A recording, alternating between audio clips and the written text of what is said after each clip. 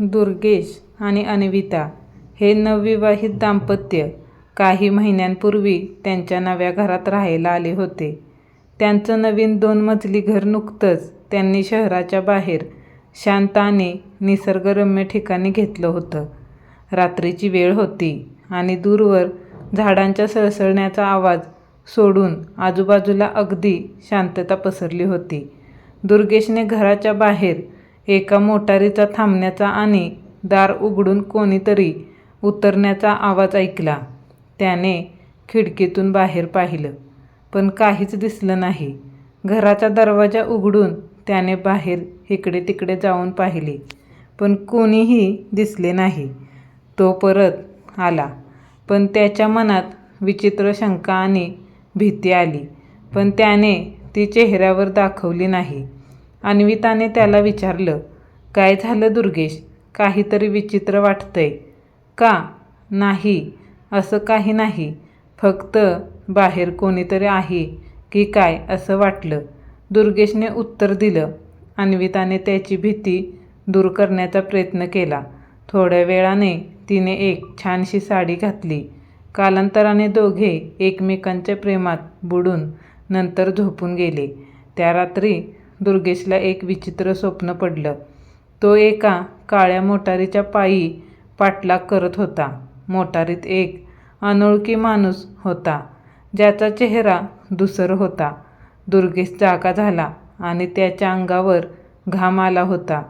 अन्विता त्यामुळे जागी झाली. त्याने तिला फक्त "मला एक विचित्र स्वप्न पडलं" एवढंच सांगितलं. दुसऱ्या दिवशी सकाळी त्यांनी त्याच्या घराच्या दरवाजाबाहेर झाडाच्या एका मोठ्या पानाचा तुकडा पाहिला. उचलून बघितला तर त्यावर लिहिलेलं होतं, "ही तर फक्त सुरुवात आहे." त्याने हे अन्विताला दाखवले, कारण ती मागेच उभी होती. दुर्गेशच्या डोक्यात ते स्वप्न आणि तो पानाचा तुकडा सतत घोंगावत राहिला. अन्विता देखील अस्वस्थ होती, पण दुर्गेशला ऑफिस जाणे भाग होते, कारण तो शहरातील जलजीवन या वॉटर प्युरिफायर बनवणाऱ्या एका छोट्या कंपनीचा मालक होता. त्याला ओठांवर एक छानसा किस देऊन तिने निरोप दिला. अन्विता गृहिणी होती, पण लवकरच काहीतरी नोकरी शोधायची किंवा कालांतराने दुर्गेशच्या कंपनीत त्याला मदत करायची असे तिने ठरवले होते. त्याच संध्याकाळी दुर्गेश आणि अन्विता शहरात आपल्या कारने फिरायला गेले. खरेदी करून परत येताना त्यांच्या लक्षात आलं की त्यांच्या मागे एक काळी मोटार पाठलाग करत आहे. दुर्गेशच्या मनात ते स्वप्न पुन्हा जागं झालं. तो गाडी वेगाने चालवू लागला. त्याने एक छोट्या रस्त्यावर वळून मोटारीपासून दूर जाण्याचा प्रयत्न केला, पण ती मोटार त्यांच्या मागेच होती. मग दुर्गेशने कार वळवली व दोघे एका गजबजलेल्या चौकात पोहोचले. तिथे लोकांची वर्दळ होती. त्यांनी थोडा वेळ तिथेच थांबण्याचं ठरवलं. ती काळी मोटार दूर एके ठिकाणी काही क्षणासाठी थांबली आणि मग निघून गेली. भीतीमुळे त्या कारचा नंबर काय होता याकडे कोणाचेच लक्ष गेले नाही. दुर्गेश आणि अन्विता घरी परतले. त्यांचं मन शांत नव्हतं, पण त्यांना काय करावे काही कळत नव्हतं. रात्री ते दोघे झोपले, पण मध्यरात्री दुर्गेशला कोणीतरी दार ठोठावण्याचा आवाज आला. अन्विता गाढ झोपलेली होती, कारण तिने आज घराची साफसफाई, घराभोवतीचे गार्डन नीटनेटके केले होते. त्यामुळे तिला जाग आलीच नाही. त्याने दरवाजा उघडला तर बाहेर कुणीच नव्हतं. फक्त खाली पुन्हा एक पानाचा तुकडा पडला होता. त्यावर लिहिलं होतं, "तुम्ही पळून जाऊ शकत नाही." सकाळी दुर्गेशने अन्विताला सगळं सांगितलं. त्यांनी पोलिसांना कळवलं. दोन्ही झाडाची पाने दाखवली. पोलिसांनी 1-2 दिवस आसपासच्या परिसरात दिवसरात्र गस्त घातली. त्यांच्या घरासमोर पुढील 2 रात्री पहारा देणारा एक पोलीस ठेवला, तेव्हा काही घडलं नाही. तितके दिवस एक माणूस दूर असलेल्या एका घराच्या खिडकीतून दुर्बिणीने सगळीकडे लक्ष ठेवून होता. पुन्हा असे काही घडले तर कॉल करा. तसे पाहिले तर हा परिसर राहण्यासाठी अगदी सुरक्षित आहे. आम्हाला आश्चर्य वाटते तुम्हा दोघांना इथे असे अनुभव कसे काय आलेत. आसपासच्या घरांना असा काही अनुभव अजूनपर्यंत आला नाही असे चौकशीत आम्हाला समजले. पुढच्या वेळेस गाडीचा नंबर नोट करून ठेवा म्हणजे तपास सोपा जाईल. घराच्या बाहेर CCTV लावून घ्या असे सांगून पोलीस काही दिवसांनी निघून गेले. त्या घटनेपासून दोघे मात्र सतत सतर्क राहू लागले. त्यांनी भरपूर खर्च करून घराबाहेर CCTV बसवले. त्यानंतर घराजवळ कुणीही येताना दिसले नाही. मात्र बाहेर कुठेही गेले की त्यांना कोणीतरी मोटार मागे दिसल्यावर ती आपला पाठलाग तर करत नाही ना असे वाटू लागले. त्यांच्या मनावर भीतीचा पगाडा घट्ट बसला होता. दुर्गेशचे कामात मन लागेनासे झाले.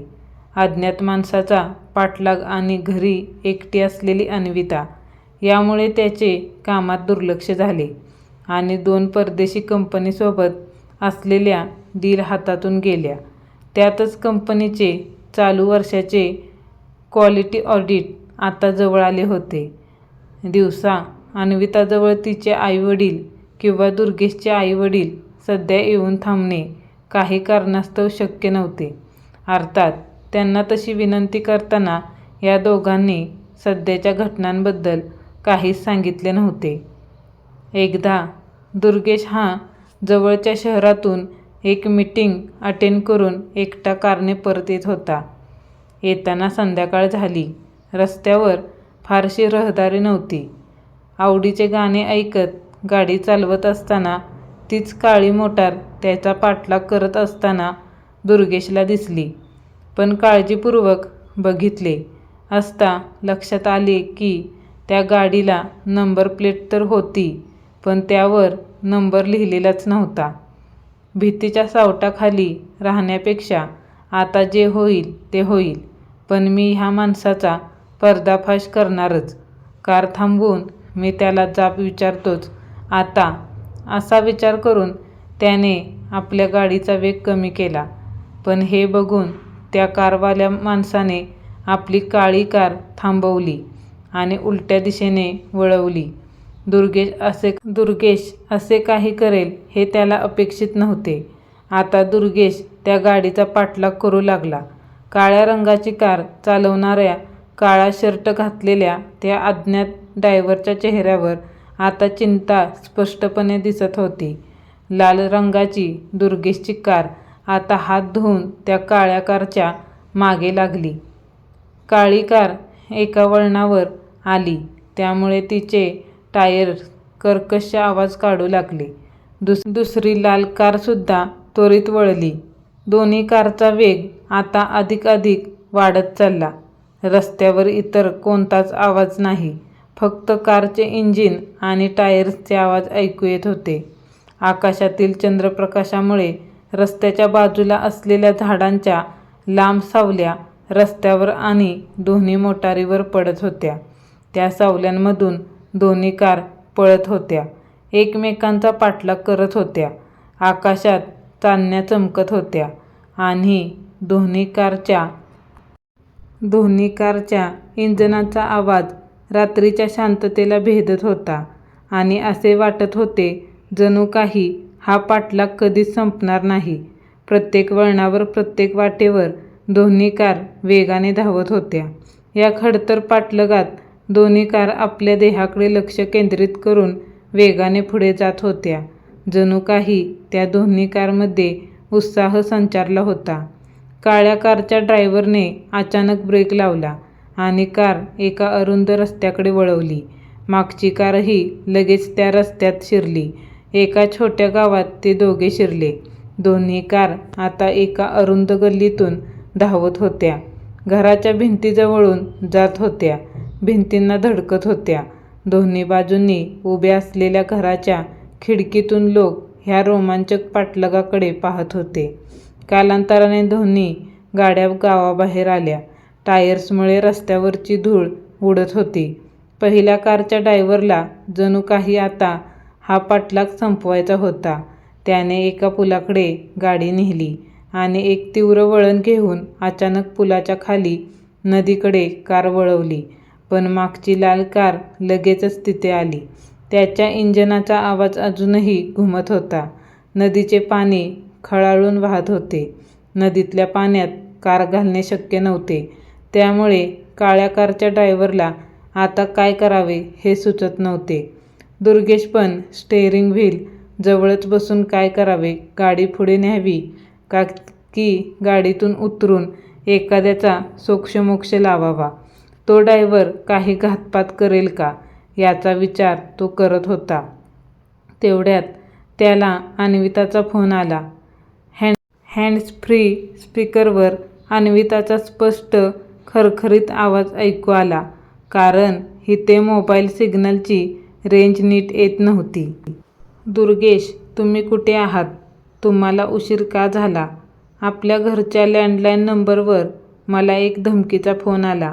तुम्ही निघून या घरी, मला भीती वाटते. हो. त्याने स्टेअरिंग व्हीलवर हात आपटला. समोर लक्ष गेले तर काळी कार गायब होती. पुलाच्या पलीकडे जाऊन ती कार धूळ उडवत वेगाने नाहीशी झाली. दुर्गेश घरी आला. त्याने अन्विताला धीर दिला. पाठलागाबद्दल सगळे सांगितले. तोपर्यंत पोलीस घरी येऊन तिची चौकशी करून निघून गेले होते. तो अनोळखी माणूस कोण आहे, तो पाठलाग का करत आहे हे समजत नव्हतं. याबद्दल पोलिसांना सांगणार तरी काय? गाडीला नंबर प्लेट होती, पण नंबर लिहिलेला नव्हता. पण एक गोष्ट मात्र नक्की होती, दुर्गेश आणि अन्विता या संकटाला तोंड देण्यासाठी एकत्र आले होते. आणि त्यांनी ठरवलं होतं की या पाठलागाच्या रहस्याचा खुलासा करूनच राहणार. दुसऱ्या दिवशी ऑफिसला गेल्यानंतर त्याने पोलिसांना फोन करून आभार मानले आणि रात्रीच्या पाठलागाबद्दल गाडीचे वर्णन करून सांगितले. इकडे अन्विताने जवळच्या एका उपनगरात हॉस्टेलवर राहणाऱ्या तिच्या सायली नावाच्या एका मैत्रिणीला सोबत म्हणून रोज दिवसा घरी बोलावून घेतले आणि तिला घडलेल्या प्रकाराची कल्पना दिली. तिला कॉलेजला सुद्धा सुट्टी असल्याने ती तयार झाली. 11 वाजता घराच्या खिडकीची काच फुटून मोठा आवाज आला आणि एक दगड आतमध्ये आला. कानात एअरफोन टाकून गाणे ऐकत सोफ्यावर पाय पसरून लोळलेली सायली दचकून सोफ्यावरून खाली पडली. तो दगड तिच्या जवळच्या टीपॉयवर पडला. काचेचा टीपॉय फुटला. स्वयंपाक करता करता अन्विता गॅस बंद करून हॉलमध्ये धावत आली. बाहेर वेगाने एक गाडी घराजवळून जाण्याचा आवाज आला. अन्विताने खिडकीबाहेर पाहिले आणि सायलीला हात धरून उठवले. सायलीने हेडफोन आणि मोबाईल बाजूला ठेवला. मग अन्विताने किचनमधून मिरचीच्या पुडीचे 3 पाकिटे, भाजी कापायचा चाकू आणि लाटणे हे किचन गाऊनच्या खिशात टाकले. फुटलेले काच आवरायला आता वेळ नव्हता. बाहेर दरवाजा उघडून दोघींनी पाहिले असता त्यांना दिसले की स्टेअरिंग व्हीलरजवळ एका व्यक्तीला दुसरा माणूस नीट गाडी चालवू देत नव्हता. झटापटीत ती काळी कार पुढे जाऊन एका नारळाच्या झाडाला धडकली. त्यातून 2 जण बाहेर पडले आणि पळू लागले. सायली आणि अन्विता दोघींनी एकमेकींना खून केली. दोघी तिकडे धावल्या. त्यापैकी एक निळा शर्ट आणि गॉगल घातलेला माणूस सायलीच्या अंगावर धावून आला. सायलीने हवेत उलटा पाय फिरवून एक लाथ त्याच्या पोटात हाणली आणि म्हणाली, मी होमगार्डचे प्रशिक्षण घेतले आहे. तुला काय वाटले एकट्या दुकट्या स्त्रिया तुझे काही वाकडे करू शकणार नाहीत? कुठे आहे तो दुसरा? तो माणूस हेलकावे खात फरशीवर पडला, उठून उभा राहिला आणि भेलकांडत पळू लागला. तोपर्यंत अन्विता काळा शर्टवाल्या माणसाचा पाठलाग करू लागली. तो जवळच्या एका शेतात घुसला. त्याच्या मागे अन्विता पळाली. दोघांच्या मागे बऱ्याच अंतरावर निळा शर्टवाला माणूस आणि त्याच्या मागे सायली. असा पाठलाग सुरू झाला. सायलीने त्याला पळत जाऊन गाठले आणि त्याची कॉलर पकडली. पण पकड ढिली झाल्यामुळे तो सटकला आणि पळू लागला. जवळ पडलेली झाडाची फांदी तिने उचलली आणि त्याच्या डोक्यावर फेकून मारली. त्याच्या डोक्याला लागून ती खाली पडली. डोक्यात थोडेसे रक्त आले. त्याने डोळ्याला हात लावला आणि तशा स्थितीत पळू लागला. सायलीने चप्पल घातली होती, पण अन्विता अनवाणी निघाली होती. तो काळा शर्टवाला गुन्हेगार झाडाझुडपांच्या गर्दीत शिरला. एक क्षण थांबला. त्याने मागे पाहिले आणि मग पुढे जात राहिला. अन्विताला काट्याकुट्यांमुळे त्याचे पावलांचे आवाज स्पष्ट ऐकू येत होते. ती थोड्या वेळासाठी श्वास घ्यायला थांबली. झुडपाच्या गर्दीत तिला सळसळ आवाज आला. तिने वेगाने लाटणे आवाजाच्या दिशेने भिरकावले, पण काही उपयोग झाला नाही. त्याने जो गॉगल लावलेला होता तो लाटणे लागून खाली झुडपात कुठेतरी पडला. तो वेगाने पळू लागला. आता तो दृष्टीस दिसू लागला. अन्विताने आपल्या हातातली चाकू वेगाने त्याच्या पायाच्या दिशेने भिरकावला, पण तो त्याच्या टाचेला स्पर्श करून बाजूच्या झाडाला जाऊन फसला. पायात काहीही घातले नसल्याने अन्विताला तळपायाला टणक खडे, माती, काट्याकुट्या टोचत होते. त्यामुळे तिचा वेग मंदावत होता. तोपर्यंत तो रस्त्यात आडव्या पडलेल्या झाडाच्या मोठ्या फांदीला ओलांडून पुढे पळाला. अन्विताने मोठी उंच उडी मारली आणि त्या फांदीला ओलांडून त्याच्याजवळ जमिनीवर आडवी पडली. तिने मिरचीची पूड उघडली आणि त्याच्या चेहऱ्याकडे लाल मिरचीची पूड भिरकावली. तो डोळे चोळू लागला, पण तरीही पुढे पळाला. अन्विताने जमिनीवर आडवे पडल्या पडल्या पुढे सरकून त्याचे पाय ओढले आणि तो तोंडावर आपटला. त्याला उत्ताने करून त्याच्या छातीवर बसून म्हणाली, "बोल, का करतो आहेस हे सगळे?" 2 थोबाडे ठेवून तिने पुन्हा विचारले, "बोल लवकर." तेवढ्यात कॉलर पकडून निळ्या शर्टवाल्यालाही ओढत ओढत सायली तिथे घेऊन आली. सायलीने तोपर्यंत दुर्गेशला फोन करून सांगितले होते. तो पोलिसांना घेऊन येतच होता. काळा शर्टवाला सांगू लागला, "मी सुपडू आणि तो निळा शर्टवाला दगडू. आम्ही दोघे बेरोजगार म्हणून शहरात आलो. कुठे जॉब मिळाला नाही. ड्रायव्हिंग चांगली येत होती, पण तरीही कुठे नोकरी मिळालीच नाही. गावात घरच्या गरिबीमुळे शिक्षण पूर्ण झाले नाही. शहरात काहीतरी काम मिळेल या आशेने इथे आलो. नंतर रस्त्यावर झोपून दिवस आणि रात्र काढल्या. एकदा दगडूचा संबंध एका गुन्हेगारी टोळीशी आला. त्याने मला पण त्यात ओढले. आम्ही छोटी मोठी गुन्ह्याची कामे करू लागलो. आम्हाला कशाला त्रास देत होतात." आता तिथे दुर्गेशसहित पोलीस पण येऊन पोहोचले होते. "तुमची प्रतिस्पर्धी कंपनी तुमचे दर्जेदार प्रोडक्ट बघून द्वेष करू लागली.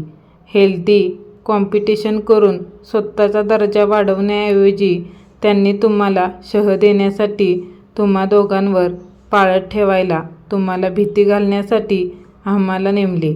आमच्या बॉसकडे भली मोठी रक्कम त्यासाठी त्यांनी दिली.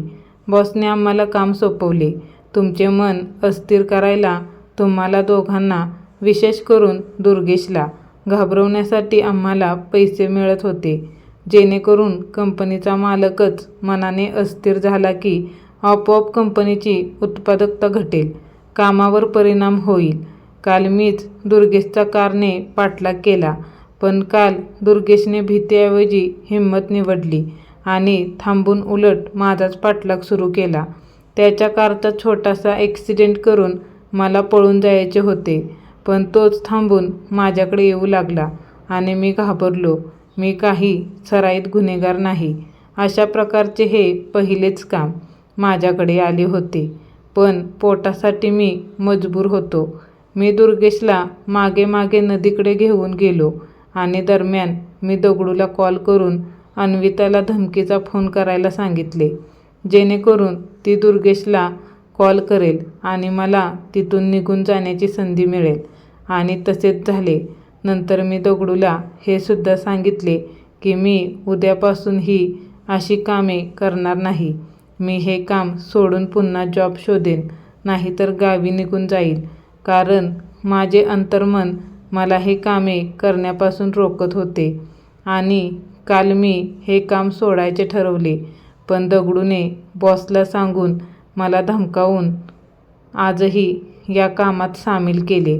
हे काम सोडले तर बॉस तुला ठार मारेल, अशी धमकी दगडूने मला दिली. आज तुम्हा दोघींना घाबरवण्यासाठी मला यायचे होते, पण मी काम नीट करेन की नाही याची शंका आल्याने माझ्यासोबत दगडूला पाठवण्यात आले. आमच्या दोघांचे भांडण झाले. त्यातच कार झाडाला धडकली. मग आम्ही पळू लागलो. पोलिसांनी दगडूला हातकडी बांधली. दोघांना तुरुंगवास होणार होता.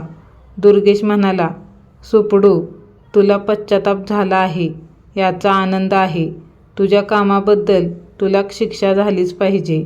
तुझ्या बोलण्यावरून वाटत आहे की तू काही फार मोठे गंभीर गुन्हे केलेले नाहीत. आणि तसे जर खरेच असेल तर तुरुंगवास भोगून झाल्यावर तू माझ्याकडे ड्रायव्हर म्हणून नोकरी करशील. लय भारी गाडी चालवतोस राव तू.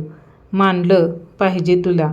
पोलीस इन्स्पेक्टर म्हणाले, दुर्गेश यांच्या गुन्ह्याची कुंडली शोधून मी तुम्हाला देईनच, पण तरीही याने तुरुंगवास भोगल्यानंतर तू याला ड्रायव्हर म्हणून नोकरीवर घ्यायचे की नाही हा निर्णय मी पूर्णपणे तुमच्यावर सोपवतो.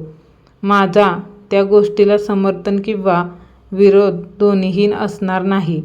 या दोघांच्या बॉसची चौकशी करून तुमच्या प्रतिस्पर्धी कंपनीच्या कोणत्या माणसाने हे काम या दोघांना दिले हे लवकरच आम्ही पुराव्यासहित शोधून तुम्हाला सांगू. दुर्गेश आणि पोलिसांनी सायली आणि अन्विता यांच्या शौर्याचे कौतुक केले आणि दोघा गुन्हेगारांना पकडून पोलीस घेऊन गेले. दुर्गेश आणि अन्विता यांनी सायलीचे खूप आभार मानले आणि तिला एक सुंदर अशी भेटवस्तू दिली.